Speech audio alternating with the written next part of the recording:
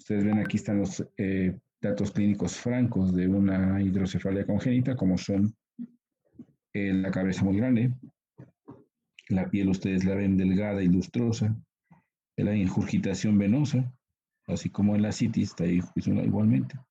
Hay ingurgitación venosa, el cabello muy escaso, la desproporción entre la que es la bóveda y la cara, y el famoso signo de sol naciente que ustedes ven aquí. Como el niño no puede ver hacia arriba, pues se llama el signo de sol naciente. Y obviamente, pues si este niño pesa 2 kilos, seguramente 1 kilo es la cabeza. Todo su cuerpo, como ustedes ven aquí, la parte del cuello y de la parte alta del tórax, los hombros, pues está muy desnutrido. Y entonces, pues vamos a empezar primero recordando que es el líquido esfalorraquídeo. El esfalorraquídeo es un fluido transparente con características de agua. Antiguamente se le conocía o se le nombraba como muy cristalino, como agua de roca, como el agua que emerge donde está un nacimiento de agua en las rocas. Y su composición es similar al líquido intercelular cerebral, o sea, tiene lo que ustedes saben, electrolitos, glucosa, proteínas, células, en fin. ¿Dónde se produce el líquido esfalorraquídeo? Pues tradicionalmente sabemos todos que se produce en los plexos coroides de los ventrículos. Los plexos coroides son estructuras vasculares que están dentro de todos los ventrículos, de los laterales, del tercero, del cuarto. Ahí se produce el 80% de los ventrículos, del líquido cefalorraquídeo, pero se presenta el 80%. ¿Y qué otra cosa o para qué nos sirve el líquido cefalorraquídeo? Pues tiene varias funciones como factores de crecimiento, como eliminación de xenobióticos, y que vamos a ver ahorita más adelante. Y el 20% del resto del líquido cefalorraquídeo se va a producir en las células del epéndimo, o sea, las células ependimarias, que son las que recubren las paredes de los ventrículos. También se produce en las vainas de los nervios y en el espacio extracelular. Por eso una de las técnicas que antiguamente se usaba para tratar la hidrocefalia era la plexectomía, o sea, quitar los plexos coroides. Sin embargo, pues se seguía produciendo líquido por otras razones. ¿Cuál es su composición de líquido cefalorraquídeo? Bueno, pues ustedes ven que es prácticamente igual al líquido extracelular. Tiene sodio 135, potasio 2.6, el pH es 7.3 a 7.6, tiene cloro, tiene proteínas, que es muy importante, perdón. Cuando nosotros hacemos un estudio de líquido cefalorraquídeo para buscar un problema de una infección, es muy importante el reporte de 3 cosas principales: las proteínas, la glucosa y la celularidad. Eso depende que hagamos un diagnóstico de qué tipo de problema infeccioso o meningitis tenemos. Entonces, de proteínas tenemos de 15 a 45, de glucosa, la glucosa es 2/3 de la glucosa sérica. Por eso, siempre que tomamos nosotros un líquido cefalorraquídeo, ya sea por una punción o una ventriculostomía, o por una punción de la región lumbar, de la cisterna lumbar, siempre es importante tener una glicemia sanguínea previa en ese momento, pues para saber cuánto tiene, porque a veces podemos tener un valor muy bajo de glucosa y es porque el paciente tiene hipoglicemia. Su osmolaridad es 280, 296. ¿Y cuál es la función de lo que es el líquido cefalorraquídeo? Pues baña todos los componentes del sistema nervioso por el espacio subaracnoideo. Tiene una función de amortiguador, o sea, tenemos un sistema hidrostático, mantiene al cerebro suspendido en líquido para que éste mantenga su forma y volumen. También actúa como sistema linfático porque transporta, como habíamos comentado, los antibióticos y otros desechos. Y se forma principalmente por 2 mecanismos, uno activo y otro pasivo. Es un ultrafiltrado del plasma y en su secreción participan 2 enzimas, la anidrasa carbónica y la ATPasa. Por eso es que nosotros podemos usar medicamentos para disminuir la producción de líquido cefalorraquídeo. Sí es importante comentar que el tratamiento de hidrocefalia es eminentemente quirúrgico. El tratamiento con medicamentos como la acetazolamida, por ejemplo, es mientras lo operamos o porque hay alguna razón por la cual no podemos operar. Por eso que usamos nosotros medicamentos como la acetazolamida, que es inhibidor de la anhidrasa carbónica. También podemos usar furosemide, la uvaina y el omeprazol. Los esteroides disminuyen la producción de líquido cefalorraquídeo y se producen 0.35 mililitros por minuto. Esto quiere decir, ¿quién me puede decir cuánto tenemos, cuánto se produce en 24 horas?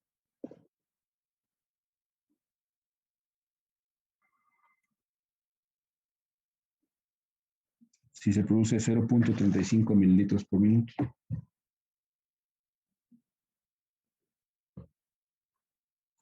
Serían 504 mililitros. Exactamente, más o menos 500 mililitros en promedio por día. ¿Y cuánto hemos dicho que tenemos de líquido cefalorraquídeo? 150 mililitros, ¿verdad? Entonces quiere decir esto que la producción de líquido cefalorraquídeo rebasa lo que es la cantidad de líquido cefalorraquídeo en el sistema nervioso central. En los ventrículos laterales, más o menos en los adultos, tenemos unos 30 mililitros de líquido. Eso quiere decir que la mayor parte de este líquido está en el espacio subaracnoideo. Y entonces, si se producen 0.35 mililitros por minuto, ¿cuánto se absorbe? 0.35 mililitros por minuto. Así es, se absorbe a nivel de las vellosidades aracnoideas. Entonces, como se había comentado, tenemos más o menos 140, 150 mililitros en total. El sistema ventricular se tiene más o menos 35 mililitros, como se había comentado, 30, 35 mililitros. El canal espinal tiene de 30 a 70 mililitros, ¿verdad? En totalidad. En el espacio subaracnoideo tiene 35 a 75 mililitros. O sea, como ustedes ven, tanto en el canal espinal y en realidad en todo el espacio subaracnoideo cerebral se encuentra la mayor parte de líquido cefalorraquídeo. Los niños pequeños pues tenemos nada más 70 mililitros, pero es importante que ustedes recuerden que en los ventrículos más o menos se encuentran 30 a 35 mililitros en los adultos. O sea que la mayor parte de líquido cefalorraquídeo se encuentra en el espacio subaracnoideo. ¿Dónde se absorbe el líquido cefalorraquídeo? Pues se absorbe la misma cantidad que se produce en las vellosidades o granulaciones aracnoideas o de Pacchioni que le conocíamos antes, que van directamente al seno longitudinal superior y algunas veces al seno transverso y al seno recto para su eliminación. Y entonces aquí vemos la circulación, ya lo habíamos comentado esto, que de los ventrículos laterales pasa por el agujero de Monro al tercer ventrículo y pasa por el acueducto de Silvio hacia el cuarto ventrículo y de ahí a los agujeros de Luschky-Magendie, pasa al espacio subaracnoideo, tanto de la columna como del cerebro, y se absorbe finalmente en las vellosidades o granulaciones aracnoideas, que van directamente al seno longitudinal y de ahí se va hacia los senos a efectuarse su drenaje. Muy bien. Bueno, entonces, ¿qué es la hidrocefalia? Y esto es muy importante. La hidrocefalia es un síndrome, tiene signos y síntomas, que está caracterizado por desequilibrio entre la producción, circulación y la absorción. O sea, tenemos problemas, aquí tenemos ya las causas de hidrocefalia. Problemas de producción, problemas de circulación y problemas de absorción. Aumenta el tamaño ventricular e incrementa obviamente la cantidad de líquido cefalorraquídeo y por lo tanto se eleva la presión. Si nosotros vemos esta definición, nos habla de los mecanismos por los cuales se produce la hidrocefalia y nos indice también esta definición que es a nivel del sistema ventricular. Porque en algunos textos ustedes van a encontrar los tipos, van a definir como hidrocefalia interna cuando hay aumento de los ventrículos y hidrocefalia externa cuando hay incremento de líquido en el espacio subaracnoideo o espacio subdural, inclusive a nivel frontal o a nivel del cerebro. Es importante recordar que la hidrocefalia se refiere al aumento de cantidad de líquido dentro de los ventrículos. Cuando hay aumento de líquido en el espacio subaracnoideo son nigromas, se llaman nigromas. No es hidrocefalia, se llaman nigromas. Entonces, como os habíamos comentado, ¿por qué se produce hidrocefalia? Por trastornos de la producción, por trastornos de la circulación y por trastornos en la absorción de líquido cefalorraquídeo. Muy bien. Bueno, aquí tenemos una tomografía que nos evidencia ampliamente el tamaño dilatado de los ventrículos. Aquí vemos los 4 ventrículos, vemos los ventrículos laterales, derecho, izquierdo, derecho. Vemos el tercer ventrículo dilatado y vemos el cuarto ventrículo todavía sin dilatación. ¿Qué nos implica esto? Que hay una hidrocefalia que solamente afecta a los ventrículos laterales y el tercer ventrículo. Por lo tanto, se encuentra en el compartimiento supratentorial. Entonces, si ya recordamos la circulación de líquido cefalorraquídeo, esta hidrocefalia de tipo obstructivo. Entonces, ¿quién me puede decir en dónde está la obstrucción? ¿Alguien me puede decir dónde está la obstrucción de esta hidrocefalia? ¿Estaría en el acueducto de Silvio? Exactamente, el acueducto de Silvio está obstruido, por eso está dilatado el tercero de los laterales, mientras que el cuarto está normal. Muy bien, aquí incluso vemos un poquito de lo que llamamos edema transepenimario y como ustedes ven también hay una colección de líquido aquí arriba de los frontales. Esto se llama higroma con G, H-I-G-R-O-M-A, higroma, ¿sí? Y también en algunas ocasiones pues tiene que requerir cirugía, los higromas. Muy bien, muy bien. Bueno, causas de aumento en la producción. La única causa de aumento en la producción de líquido cefalorraquídeo es cuando hay una lesión tumoral de los plexos coroides. Y este tumor se llama papiloma de plexo coroide, es muy raro, es el 0.5 de todos los tumores. Y como crece el tumor va a aumentar la producción, pero también puede presentar la hidrocefalia de este tumor no solamente por aumento en la producción, sino como crece dentro de los ventrículos, obstruye las vías de circulación o en ocasiones, un poco más raro, puede sangrar y la sangre mismo puede ocluir la circulación del líquido. Entonces, el único patología que produce hidrocefalia por aumento en la producción es el tumor del plexo coroide, papiloma de plexo coroide. Pero también es importante que puede tener otros mecanismos, por ejemplo, obstructivo, no solamente por aumento en la producción, sino por obstrucción. La más común, la más frecuente es por trastornos en la circulación, o sea, obstructiva. Vamos a regresarnos un poquito para comentarles algo. Ustedes cuando leen hidrocefalia o han estado en los hospitales o en los reportes de radiología y les dicen, la hidrocefalia se divide en hidrocefalia comunicante y no comunicante, ¿verdad? Ya vimos una clasificación de la hidrocefalia, ya vimos anteriormente. Se clasifica la hidrocefalia por los mecanismos de producción en 3 tipos. Por aumento en la producción, por obstrucción y por disminución en la absorción. Primera clasificación. Segunda clasificación, que es la que más usan todos los médicos, en comunicante y no comunicante. Bien, para que entendamos esto, les cuento que alguna ocasión un doctor, neurocirujano, vio un caso de hidrocefalia y dije, bueno, vamos a hacer una cosa, le voy a poner una ventriculostomía y le voy a inyectar un colorante. Y entonces a este paciente que le inyecto un colorante en el ventrículo lateral, le voy a hacer una punción, perdón, le voy a hacer una punción en la esterna lumbar. Si obtengo el colorante que le inyecté aquí arriba, quiere decir que hay paso o comunicación entre el ventrículo lateral y el espacio subaracnoideo. Entonces dijo, esta es una hidrocefalia de tipo comunicante. Pero cuando te inyectaba el colorante en el ventrículo lateral y no obtenía ese colorante cuando hacía la punción lumbar, decía, es que hay una falta de comunicación entre la parte supratentorial o ventrículo con el espacio subaracnoideo. Y entonces por eso se llamó no comunicante. La no comunicante también se le conoce como obstructiva y es la que es más frecuente en la cuestión de la hidrocefalia. La hidrocefalia obstructiva o no comunicante es la mucho más frecuente. Entonces vean ustedes acá. Si nosotros tenemos algo aquí, obstrucción, ¿dónde puede ser la obstrucción?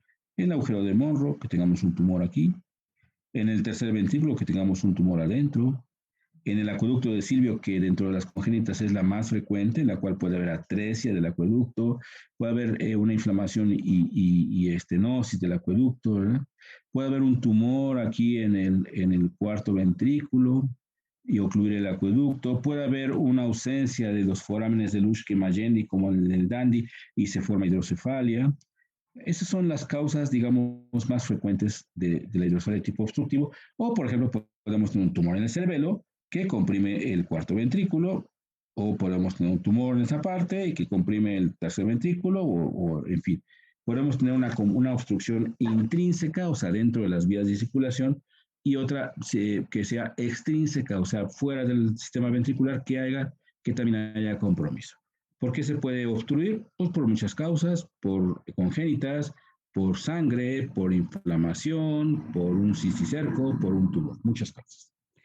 Y entonces aquí vemos también el otro tipo eso sería la obstructiva. Y la comunicante, en sí, la comunicante sería cuando hay disminución en la absorción, porque la hidrocefalia es acá y se comunica con todo el espacio subaracnoideo. Entonces, ¿qué quiere decir?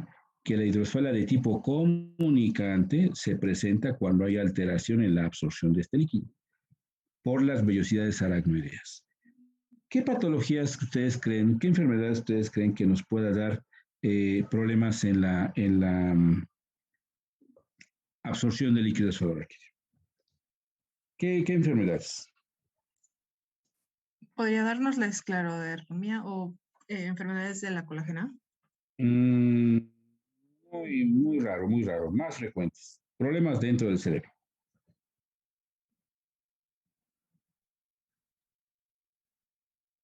¿Esclerosis? No. ¿Qué otra? Más frecuentes, mucho más frecuentes. Que obstruya, que haya un problema en el espacio subaracnoideo y que obstruya las vellosidades aracnoideas, que las obstruya o que las inflame o que las... ¿Un ¿Perdón? traumatismo? Un traumatismo. ¿Y qué ocasionaría el traumatismo para que se taparan las vellosidades aracnoideas? Hipertensión intracraneal, ¿no? No, pues por ¿Un eso... hematoma? Hemorragia. ¿Hemorragia en dónde? Espacio subaracnoideo. Exactamente. Una hemorragia, la presencia de sangre aquí en el espacio subaracnoideo nos va a tapar las vellosidades aracnoideas. Exactamente. Entonces, una de las causas de hidrocefalia de tipo comunicante es la hemorragia subaracnoidea. Nos va a tapar las granulaciones. ¿Qué otra cosa nos puede provocar una hidrocefalia de tipo comunicante? Cuando hay una inflamación de las meninges, o una meningitis. Al haber inflamación de las meningitis, estas también se inflaman y se fibrosan y entonces ya no hay absorción. Entonces se presenta también hidrocefalia en una ruptura de un aneurisma, en hemorragia subaracnoidea, en meningitis principalmente. Esas son digamos, las causas. Bien. Entonces aquí le comentaba, y hay unos ejemplos de los procesos expansivos cerebrales dentro de los ventrículos, como son los tumores, los quistes, ¿verdad? Muchos tumores como los craniofaringiomas a nivel del tercer ventrículo, en el acuerdo de Silvio, tumor de la pineal, mesencéfalo, tumor del cerebelo, en el cuarto ventrículo ependimomas, o sea, tumores de las células del epéndimo, papiloma del plexo coroide, ¿verdad?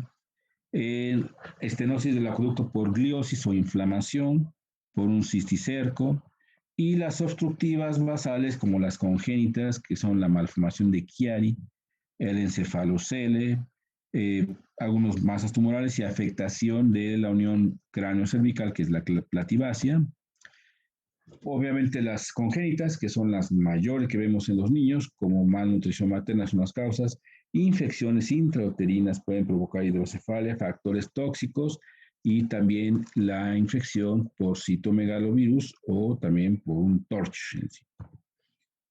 En los niños pequeños de 2 años, lo que más común son las malformaciones congénitas, la hemorragia intracraneal, la infección neonatal, el trauma obstétrico, la hipoxia, quistes aracnoideo, tumores y malformaciones arteriovenosas. De las malformaciones congénitas puede haber estenosis del acueducto, que es la más común, la malformación de Arnold-Chiari, que ustedes ya han escuchado en alguna ocasión, y la malformación de Dandy-Walker. Esas son las más comunes.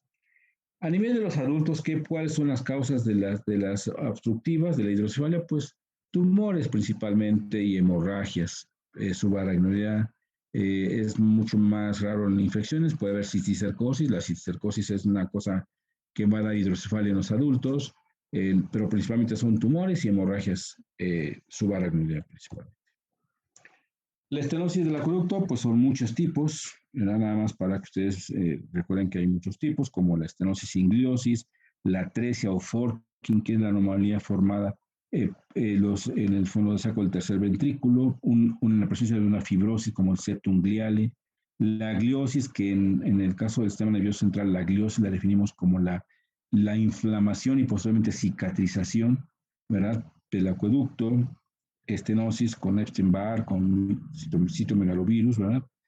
Y aquí está la malformación de Arnold-Chiari, que ahora solamente le llamamos Chiari, pero bueno, siempre la aprendemos como Arnold-Chiari, pero es la malformación de Chiari.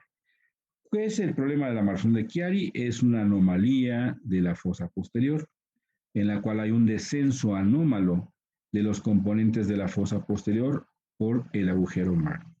Esa es la malformación de Chiari, son 4 tipos. El Chiari 1 es una elongación y desplazamiento de las amígdalas y hemisferios cerebelosos por abajo del agujero magno y se asocia a siringomielia, que es la cavitación del espacio, o más bien del acueducto ependimario de la médula, y también se asocia a hidrocefalia. El Chiari 2 es un desplazamiento también igualmente del vermis, del bulbo, protuberancia, que se asocia a hidrocefalia y a mielomeningocele. Estas dos no son tan severas, pueden llegar a la edad adulta, obviamente requieren tratamiento en un momento determinado. El Chiari 3 es una situación muy severa en la cual hay una herniación prácticamente dentro de un encefalocele o meningocele cérvico-occipital de el componente de la fosa posterior, o del cerebelo y tallo, y es incompatible con la vida. El cuarto tipo de Chiari 4, algunos autores dicen que no debe de considerarse como Chiari, porque si hablamos de Chiari, hablamos que se trata de un descenso anómalo de las estructuras de la fosa posterior. En el Chiari 4 no hay ningún descenso, sino lo que se encuentra es una hipoplasia cerebelosa. Entonces, por eso muchos autores deciden no considerarlo como Chiari. Aquí, por ejemplo, tenemos un Chiari 4. Tenemos un niño con hidrocefalia y como ustedes ven, tenemos un cerebelo muy pequeño, una hipoplasia cerebelosa. Obviamente incremento de líquido en el espacio subaracnoideo y una megacisterna magna, una cisterna magna grande, magna. Otro ejemplo de una hidrocefalia, como ustedes ven, tenemos es una tomografía con medio de contraste, en la cual están muy dilatados los cuernos, o más bien las astas frontales, las astas temporales, el tercer ventrículo está muy dilatado, y aquí fíjense ustedes esta hipodensidad en los cuernos frontales, que es lo que nosotros habíamos comentado que se llama edema transependimario. El síndrome de Dandy-Walker es una malformación del vermis cerebeloso y del techo del cuarto ventrículo. Lo que va a provocar es que no haya una adecuada funcionalidad de los agujeros de Lutschki-Magenti. Entonces, por lo tanto, el líquido llega al cuarto ventrículo y no tiene cómo salir en forma adecuada, y entonces se forma un quiste a nivel del cuarto ventrículo. Aquí ustedes ven una tomografía con una quiste muy grande que ocupa todo el cuarto ventrículo y que comprime, por lo tanto, el acueducto y nos va a provocar una hidrocefalia de tipo supratentorial. Aquí la tenemos. Entonces, estos niños también requieren un drenaje. En ocasiones solamente se drenan este quiste, se puede mejorar la hidrocefalia o puede requerir, dos tipos de sistemas, uno aquí y el otro en los ventrículos. Eso depende mucho de cada paciente. La clínica de la hidrocefalia, obviamente, es si hay un acúmulo de líquido en la hidrocefalia, ¿qué es lo que va a provocar? Hipertensión craneana. O sea, los niños con hidrocefalia o los pacientes adultos con hidrocefalia tienen dolor de cabeza, vómito y papilledema. ¿Sí? Obviamente, esta severidad de la hipertensión depende de la edad. En los niños pequeños es más tolerable porque las suturas están abiertas. En los adultos es inmediatamente los síntomas. Y obviamente también depende mucho de la naturaleza de la obstrucción. No es lo mismo una hidrocefalia congénita que una por cisticerco, que una por un tumor, ¿verdad? O una hemorragia. Entonces tienen cefalea, vómito, papiledema, lesión de pares craneales como el sexto, hipertonía, crisis convulsivas y coma. O sea, prácticamente los mismos síntomas que vimos cuando leímos, bueno, como recordamos la hipertensión craneal. En los niños pequeños, pues obviamente se presentan con aumento del perímetro cefálico. Recordad que más o menos aquí a nivel de México, los niños nacen con 34, 35, 36 centímetros perímetro cefálico. La fontanela anterior se encuentra bombada y tensa, hay diástasis de suturas, las venas de la piel distendidas, los ojos en apariencia de puesta de sol o de sol naciente, dependiendo de dónde estén ustedes, y rigidez del cuello, ¿verdad? Rigidez del cuello, como el niño que vimos en la foto inicial. La evaluación neurológica, pues depende mucho de la etiología. Hay niños que tienen, se les trata adecuadamente y les va bastante bien, no tienen mucho compromiso neurológico, pero obviamente también depende de lo que haya producido la hidrocefalia. Por ejemplo, si es una hidrocefalia congénita, puede ser que le vaya mejor de un niño que fue prematuro y que tuvo una hemorragia cerebral, o de un niño que nació normal y de pronto tuvo una meningitis, ¿no? Una neuroinfección, o que tenga un tumor. Obviamente, depende mucho de la evolución de la etiología. También depende mucho de que la válvula no se infecte. La complicación es más importante de la colocación del tratamiento quirúrgico de la hidrocefalia son la infección. Eso es lo más grave. Lo más grave de una colocación de un sistema de derivación es la infección. El tratamiento quirúrgico más común, que lo que hacemos la mayoría de los médicos, es la colocación de un sistema de derivación ventrículo peritoneal, que es lo que llamamos válvula de Pudens, que todo el mundo la conoce así, como válvula de Pudens, pero en realidad pues es un sistema de derivación ventrículo peritoneal. Entonces, cuando a veces sufre obstrucciones, se tiene que revisar, se infectan, ¿verdad? Y obviamente cuando se infecta, que es lo más grave, e igualmente que cualquier tipo de infección, de obstrucción o de hemorragia, nos puede dar como consecuencia que el paciente tenga epilepsia y obviamente vamos a tener problemas clínicos y alteraciones en el estado cognitivo, que es muy importante. La infección ha demostrado, de una válvula ha demostrado que sí afecta muchísimo el aprendizaje y el rendimiento escolar de los niños. En los adultos, pues obviamente nos da un síndrome de hipertensión craneana, cefalea, vómito, papiledema, obnubilación hasta llegar al coma. Estos pacientes adultos pueden tener compromiso visual como parinó, edema de papila o desviación ocular por afectación del sexto par, que habíamos hablado, que es la visión doble. Puede haber obviamente ser tan grave y tan severa que puede haber maniobras o respuestas motoras anormales, incluso puede llegar a morir. Los niños pacientes con este tipo de problemas de hidrocefalia mueren por hipertensión craneana si no se les afecta, o sea, si no se les atiende a tiempo, ¿no? En los pacientes adultos, bueno, también tengo unos niños, hay una hidrocefalia subaguda o crónica. De pronto el paciente tiene hidrocefalia, tiene en un momento dado datos de hipertensión craneana, por alguna cosa no se trata y de pronto se estabiliza.